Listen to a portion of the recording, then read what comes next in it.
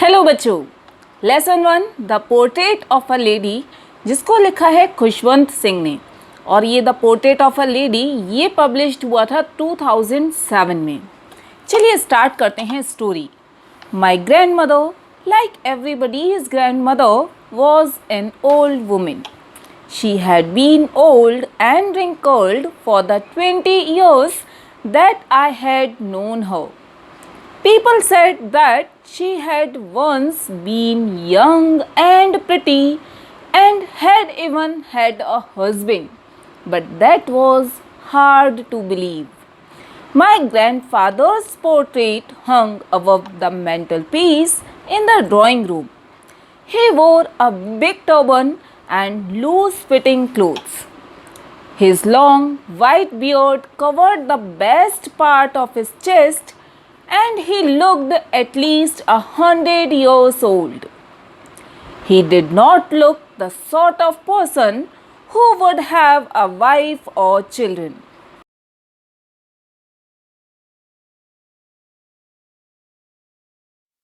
He looked as if he could only have lots and lots of grandchildren. As for my grandmother, being young and pretty, the thought was almost revolting. She often told us of the games she used to play as a child that seemed quite absurd and undignified on her part, and we treated it like the fables of the prophets she used to tell us. She had always been short and fat and slightly bent. Her face was a crisscross of wrinkles running from everywhere to everywhere. No, we were certain she had always been as we had known her, old, so terribly old that she could not have grown older and had stayed at the same age for 20 years. She could never have been pretty, but she was always beautiful. She hobbled about the house in the spotless white with one hand resting on her waist to balance her stoop and the other telling the beads of her rosary. Her silver locks were scattered untidily over her pale, puckered face, and her lips constantly moved in inaudible prayer. Yes, she was beautiful. She was like the winter landscape in the mountains, an expanse of pure white serenity, breathing peace and contentment. My grandmother and I were good friends. My parents left me with her when they went to live in the city, and we were constantly together. She used to wake me up in the morning and get me ready for school.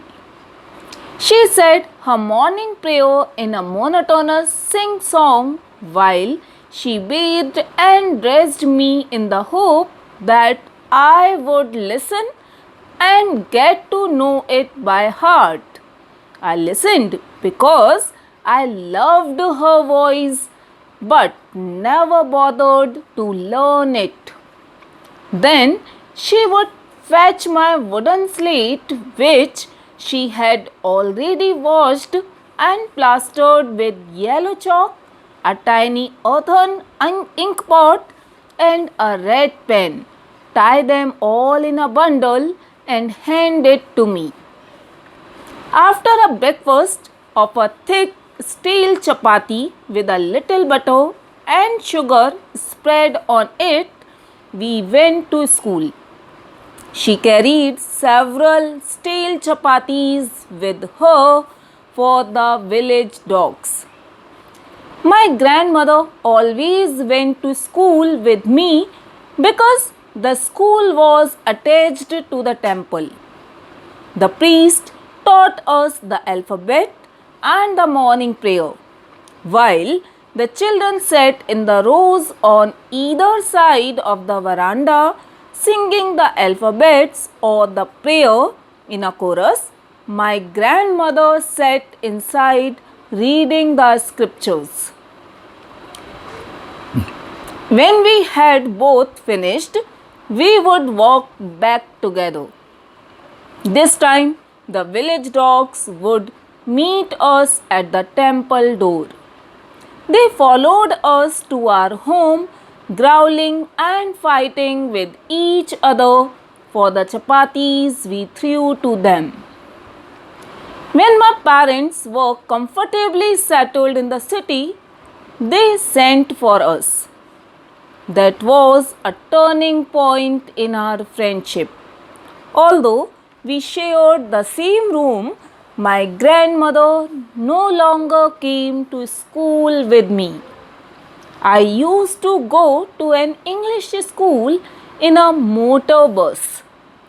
There were no dogs in the streets, and she took to feeding sparrows in the courtyard of our city house. As the years rolled by, we saw less of each other. For some time, she continued to wake me up and get me ready for school. When I came back, she would ask me what the teacher had taught me. I would tell her English words and little things of Western science and learning, the law of gravity, Archimedes' principle, the world being round, etc. This made her unhappy. She would not help me with my lessons. She did not believe in the things they taught at the English school and was distressed that there was no teaching about God and the scriptures. One day I announced that we were being given music lessons. She was very disturbed. To her, music had lewd associations. It was the monopoly of harlots and beggars and not meant for gentle folk. She said nothing, but her silence meant disapproval. She rarely talked to me after that. When I went up to university, I was given a room of my own. The common link of friendship was snapped. My grandmother accepted her seclusion with resignation. She rarely left her spinning wheel to talk to anyone. From sunrise to sunset, she sat by her wheel spinning and reciting prayers. Only in the afternoon, she relaxed for a while to feed the sparrows.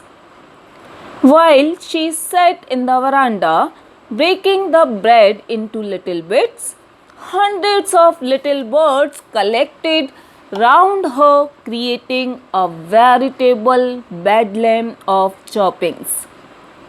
Some came and perched on her legs, others on her shoulders. Some even sat on her head. She smiled but never shooed them away. It used to be the happiest half hour of the day for her. When I decided to go abroad for further studies, I was sure my grandmother would be upset.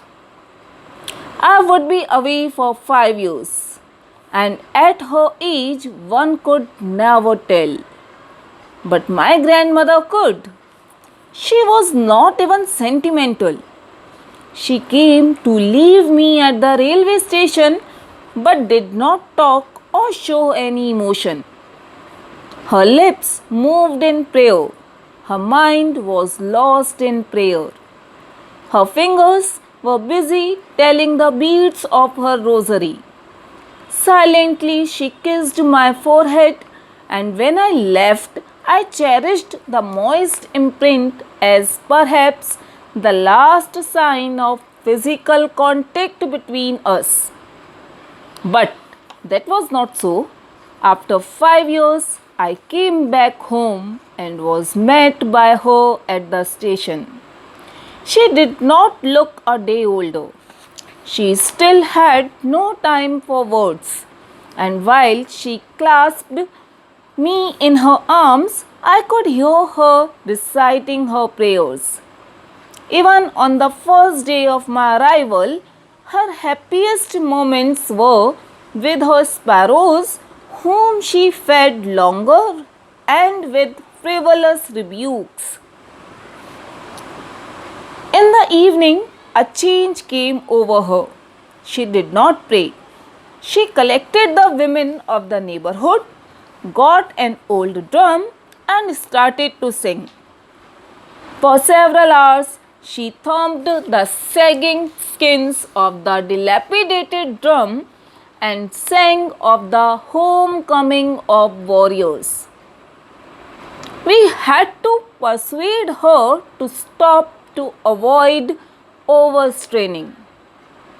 That was the first time since I had known her that she did not pray. The next morning, she was taken ill. It was a mild fever, and the doctor told us that it would go. But my grandmother thought differently. She told us that her end was near. She said that since only a few hours before the close of the last chapter of her life she had omitted to pray, she was not going to waste any more time talking to us. We protested, but she ignored our protest. She lay peacefully in bed praying and telling her beads. Even before we could suspect, her lips stopped moving and the rosary fell from her lifeless fingers. A peaceful pallor spread on her face, and we knew that she was dead. We lifted her off the bed and, as is customary, laid her on the ground and covered her with a red shroud. After a few hours of mourning, we left her alone to make arrangements for her funeral. In the evening, we went to her room with a crude stretcher to take her to be cremated. The sun was setting and had lit her room and veranda with a blaze of golden light. We stopped halfway in the courtyard. All over the veranda and in her room, right up to where she lay dead and stiff wrapped in the red shroud, thousands of sparrows sat scattered on the floor. There was no chopping. We felt sorry for the birds, and my mother fetched some bread for them. She broke it into little crumbs, and the way my grandmother used to, and threw it to them. The sparrows took no notice of the bread. When we carried my grandmother's corpse off, they flew away quietly. Next morning, the sweeper swept the bread crumbs into the dustbin. So here the story ends. Now see you soon in the next lesson. Bye.